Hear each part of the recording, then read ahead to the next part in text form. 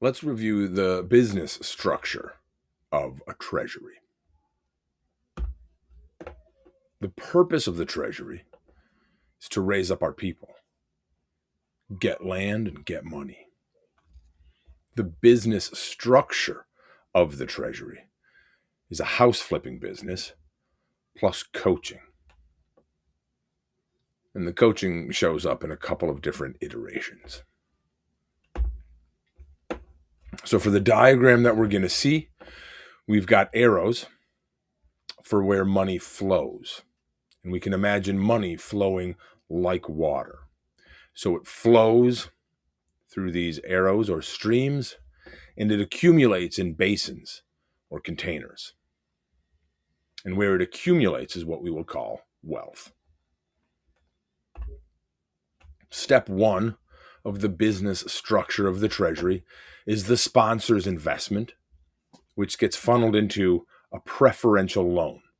And like traditional loans, it earns interest, is fully repaid, and makes profit.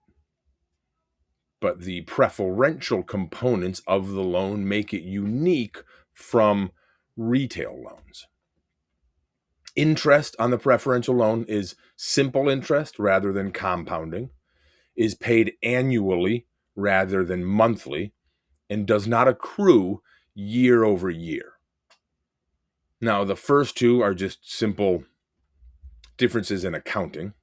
The third one is what changes the relationship between the sponsor and the treasurer from a business relationship to a spiritual relationship.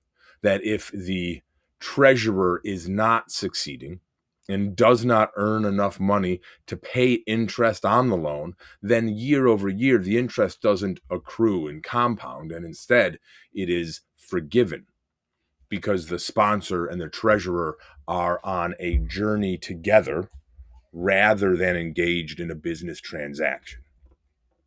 The preferential loan is used to purchase duplexes, two, and the loan is 100% the cost of the duplexes.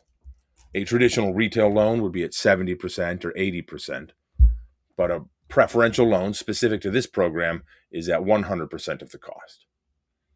The intention is to serve poor communities, so expecting them to bring 20% of a loan down is unrealistic and out of line with the purpose of what we're trying to accomplish. The loans are backed by real estate, making them relatively safe. The risk of catastrophic loss is almost nothing at all because it's backed by real estate and the real estate is insured. So almost certainly the principal will be repaid.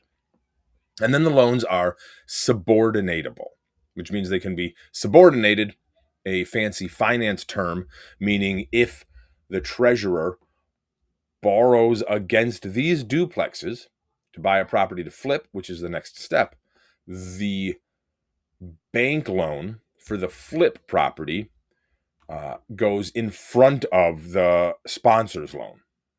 It's the only way a bank is going to take a loan like that is if it can be put in front of the sponsor's loan. So sponsor's money comes in, creates a preferential loan, which buys two duplexes. These duplexes are then leveraged to buy another property, which is to be flipped. So the treasurer adds value, remodels the property, and then sells it for profit. This is the first point where one of the coaching iteration comes in. My organization offers the flip remodel coaching to support the treasurer, learning to run remodels on their own and increasing the likelihood that they make profit and thrive in this structure. When the flip property sells, there's profit. That profit flows first into this basin because this is where water would drop. And that basin is the sponsor's interest payment. So when the treasurer makes profit flipping properties, the first place that goes to is to pay the sponsor interest on their loan. After this basin is filled, after the sponsor's interest is paid, the profit continues into the treasurer's equity. So this is the pay down of that preferential loan. And with every pay down of the loan, the equity increases.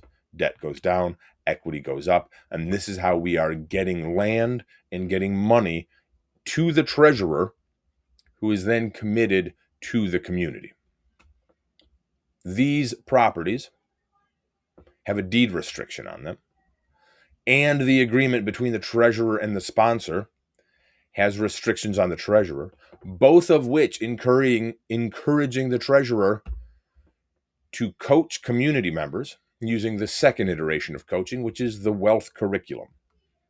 So the treasurer is encouraged and contractually obligated to do outreach to community members using the wealth curriculum to understand what the community members' economic paths are, what their wealth paths are.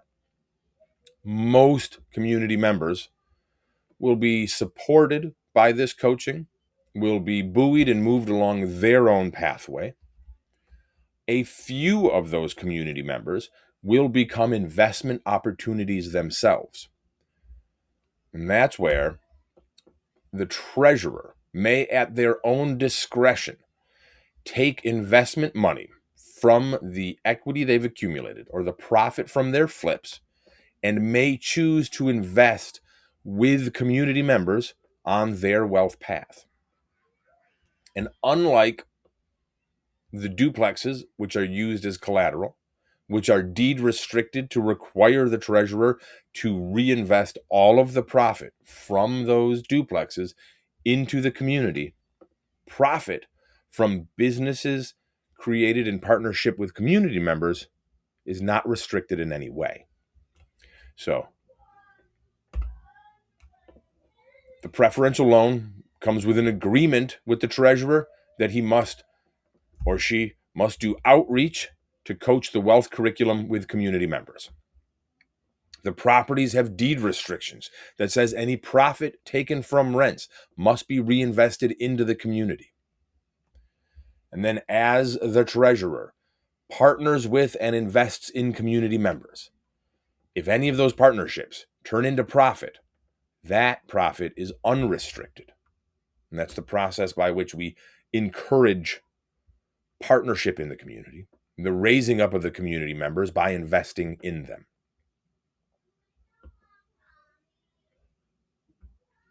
So here is the full business structure. After this preferential loan is established, repeating steps 2 through 6 looks like this. Flip a property. The profit pays the sponsor's interest. Any profit beyond the sponsor's interest pays down the preferential loan to increase the treasurer's equity. The treasurer may, at their own discretion, choose to take this profit and invest it into community members with whom they've been coaching using the wealth curriculum to create local business. And the profits of that business are unrestricted.